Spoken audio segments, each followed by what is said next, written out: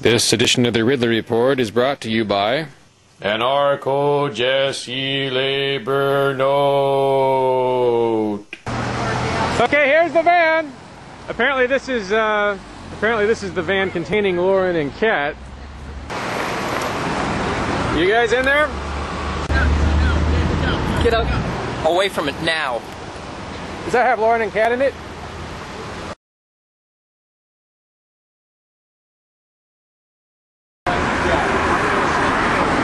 Celebrating an act of civil disobedience. Leave, if that matters to them. We don't know if they'll leave like right now or leave at 3, 4 in the afternoon when they're done with all the people from that jail. But if people come like an hour and a half from now, that'll be all. That's the only contact they'll have with Lauren. Yeah, this is good that we got this turnout. Well, and there were 25 of us by the end. Yeah, maybe after a while they start figuring out that they don't actually have to stand there with a gun to, you know, to control this to tweak the system and decide what they want.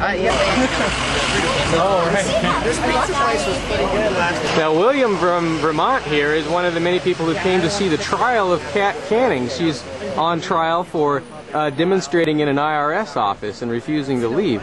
What did you think about what happened in there today, William? Well, it was a bit scary and things, but you can kind of get used to it. And it's not nice that Lauren's holding her. I don't like it. I hope she gets out soon, and I'll be glad when she gets out.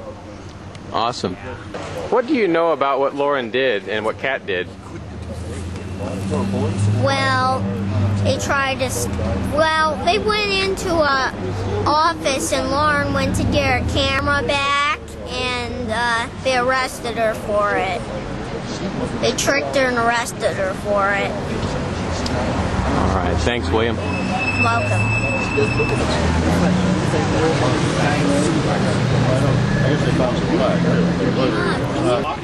Now, of course, what William's talking about is the arrests of Lauren Canario and Kat Canning, of both New Hampshire residents who were arrested for demonstrating inside an IRS office during business hours, standing there peaceably, but refusing to leave.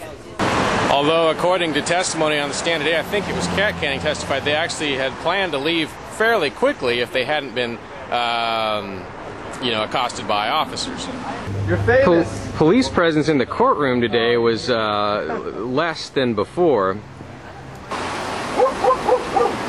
There were, maybe 10 feds in the room as compared to 26 of us.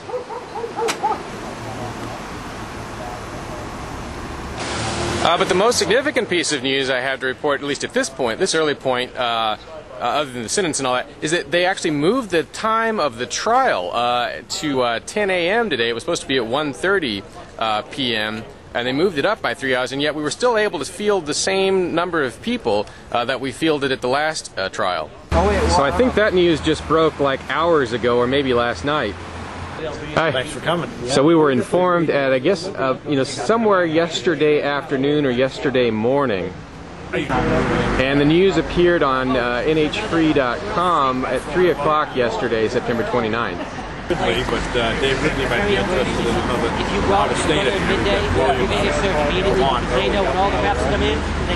So it's not super clear that they were trying to mess with us. I don't know, it may be interpreted that way, but they certainly did change the time of the trial, something they hadn't been doing much in the past, at least not when dealing with us.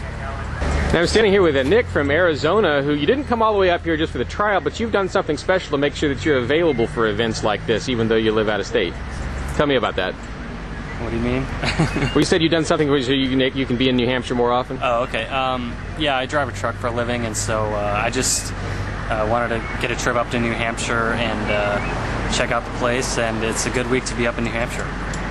Yeah, it's a lot of going on. Right. Is this your first time in state, or? Yeah. Yeah, I got in yesterday.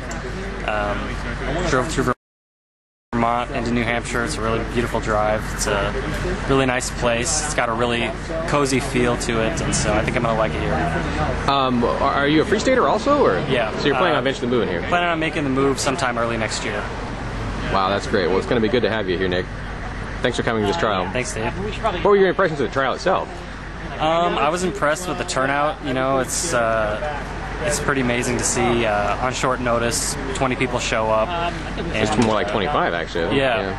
And you know, it didn't work out for Kat. Unfortunately, she's going to be in jail a little longer. But you know, it's a courageous thing that she's doing, and you know, I support the activism that's going on here, and I just wanted to show up and be supportive.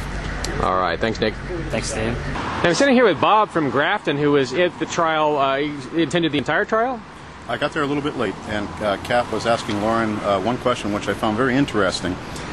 Kat asked Lauren, which was the greater disturbance, 5 officers with guns or 2 women in the IRS office? And Lauren's reply was she thought the 5 officers with guns caused a greater disturbance than the 2 women who were peaceably redressing their grievances. I've more or less paraphrased. I don't know if Lauren said that redressing their grievances, but I inferred that. And that was something that I found very interesting. Was there anything else that you saw in there that really stood out to you? Well, I'm not endorsing the judge by any means, but I thought it was interesting that at Lauren's trial and at Kat's trial, he indicated that he wasn't really a fan of the Bush administration. I believe Kat said something about Guantanamo Bay, and that was part of the basis for her protest. So at least maybe they're thinking a little bit about things, which is a good thing. Now, we're getting really wildly varying accounts. Like, from my experience, it's very different going in a little bit later on, like at 10:15 I got here. My experience was very much more pleasant than the experience that the people who first got here had. Sitting here with Roger from Vermont, who you're also with NHFree.com, right. And you said they treated you pretty badly going in there. Yeah, well, when I came in, they had Jim with his shoes off, and that was different than last time.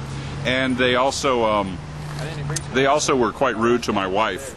They were taking their time about giving us our keys and examining them or something, and she said their keys, and the man in a rather rude tone told her that she didn't have to come there if she didn't like it.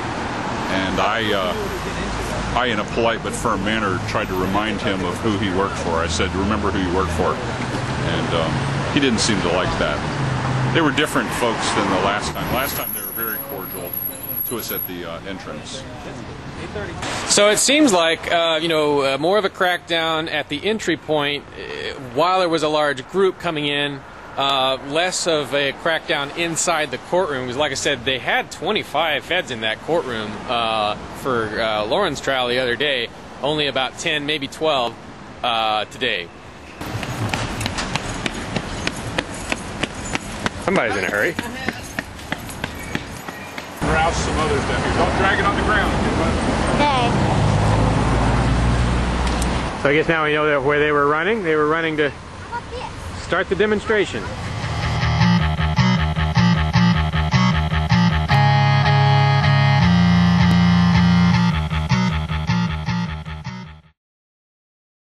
This edition of the Ridley Report is brought to you by the Anarcho-Jesse Labor Note.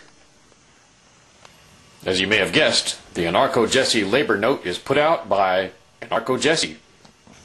Each note is backed by an hour of Jesse's labor.